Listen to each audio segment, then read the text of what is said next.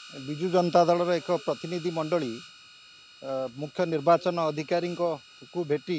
गोटे गुरुत्वपूर्ण प्रसंग रे तांकर दृष्टि आकर्षण करिछि। आपण माने जानिचंती जे आज सकाळे जो तृतीय पर्याय निर्वाचन आरंभ होइतिला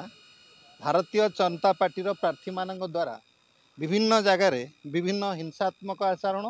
एवं भोटर मानक आकृष्ट करने बूथ भितर को जाइकी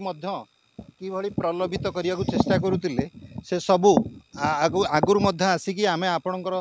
नजर को आनीलु एवं एबे जो प्रसंगटी आमे नहीं आसीजु जे वर्तमान जे बूथ नंबर 39 जो बेणगड़िया जीपी रे खंडपड़ा असेंबली कन्स्टिट्युएंसी रे आमे गोटे खबर पाइलु जे कि सेठी रिगिंग चली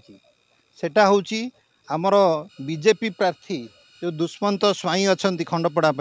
भारतीय जनता पार्टी प्रार्थी तांकर सेटा निज अंचल बा निज गाँ अंचल बूथटा अच्छी तेणुकरी सेठी गोटे रिगिंग कार्यक्रम तांकर भारतीय जनता पार्टी चली एवं से सेठारे मध्य आईआईसी एवं एसडीपीओ इत्यादि पहुँची बोली आमे खबर पाइलु किंतु लोक तांको घेरिकी अछंती एवं आमे ई खबर पाइबा परे संगे संगे मुख्य निर्वाचन अधिकारी दृष्टि आकर्षण करिचु एवं आम दाबी करिचु जे ई जो बूथ नंबर 39 रे जो आज पोल होईछि ताकू रिपोलिंग रो ऑर्डर दबा पई तेणुकरी सी